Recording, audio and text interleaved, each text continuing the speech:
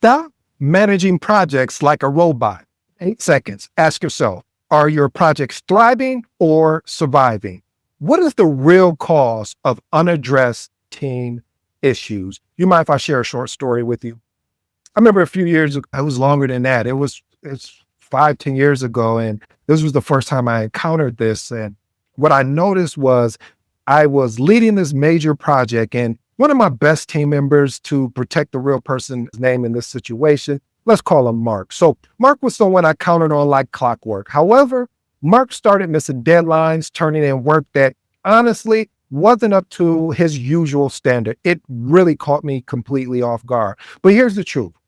My first reaction was frustration. I wanted to meet with him immediately and demand answers, but something told me to pause and actually breathe. So instead, I simply asked, Mark, talk to me. What's really going on? I'll never forget the silence that followed. You know, that silence where you are thinking, and I know I'm not talking to myself type silence. Eventually, he looked up and quietly said, honestly, I'm drowning. He shared his struggles at home that were completely derailing his focus at work. Therefore, instead of lecturing him, we tackled the issue together, clarifying expectation, rearranging workload, and offering support. By being tough on the problem and gentle on the person, not only did Mark's performance bounce back, but our trust deepened tremendously. I learned something very powerful that day that I'll never forget, that I still hold with me to today. Behind every performance issue is a person who deserves to be understood before being judged. Point number 1. Be tough on problems, gentle on people. See, address performance issues directly and objectively without making it personal.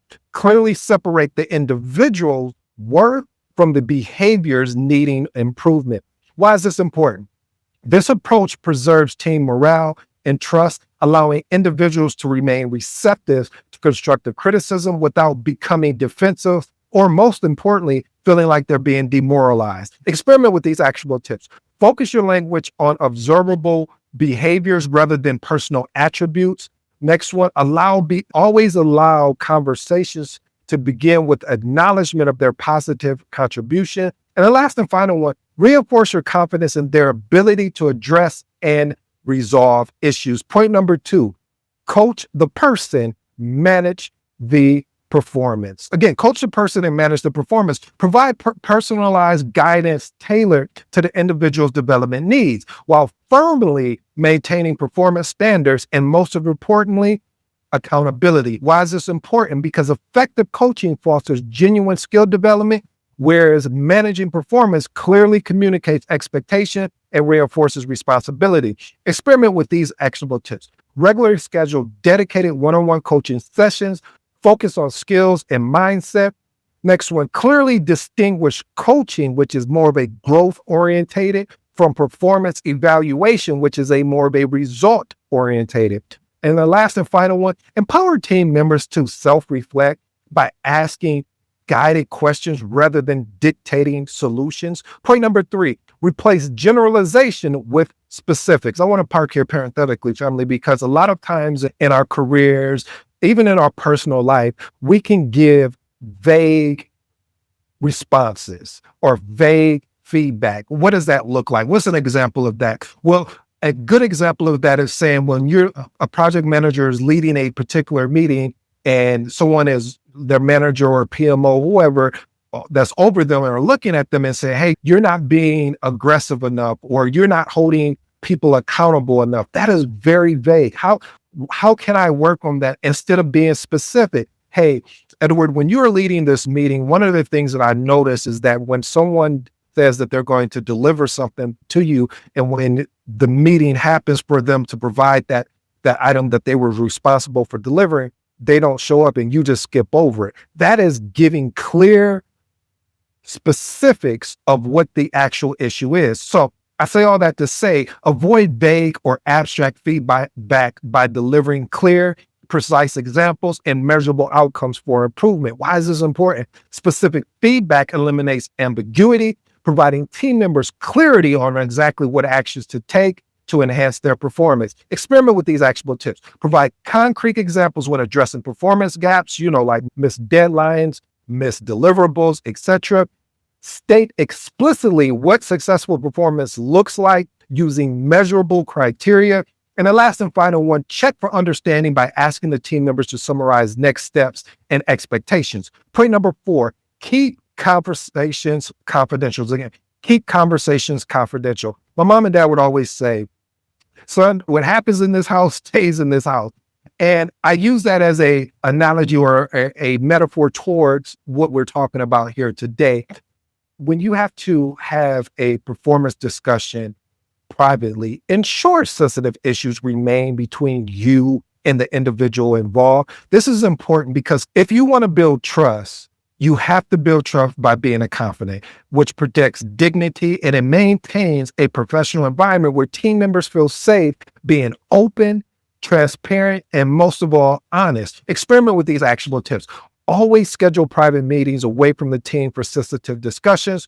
Next one, clearly state and reinforce that conversation is going to be confidential. And the last and final one, follow up privately to maintain trust and verify progress discreetly.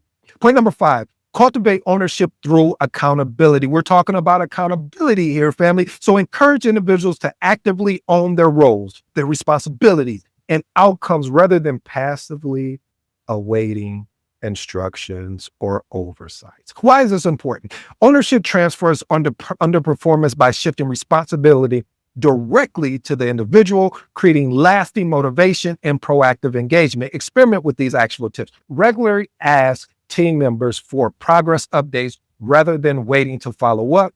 Next one, explicitly link individual tasks to a broader project outcome and personal career goals. And the last and final one, publicly acknowledge team members who demonstrate clear accountability and proactive behaviors. Point number 6, identify and leverage strength. See, when you recognize each individual's unique strengths, you align the responsibilities to maximize their natural capabilities and increase engagement. Why is this important? Team members perform better and stay motivated when their roles capitalize on their inherent talents rather than the continually compensating for weakness. Experiment with these actionable tips.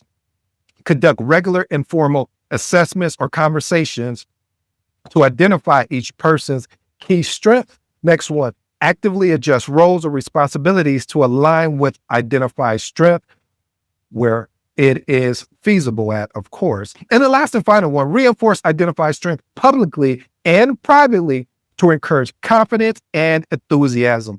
Point number 6, regularly calibrate expectations. I always say this, and people sometimes say, why do you say it? A lot of your frustration from your team comes from a lack of expectation. When we do not clearly articulate what those expectations are, and then continually as expectations shift, communicate that. What happens a lot of times when you're leading a project, we don't communicate the expectation that shifts. So periodically reassessing and clearly communicating expectation as the project evolves to ensure continual alignment between the project manager and the team member is important. This is important because consistent recollaboration prevents misunderstanding.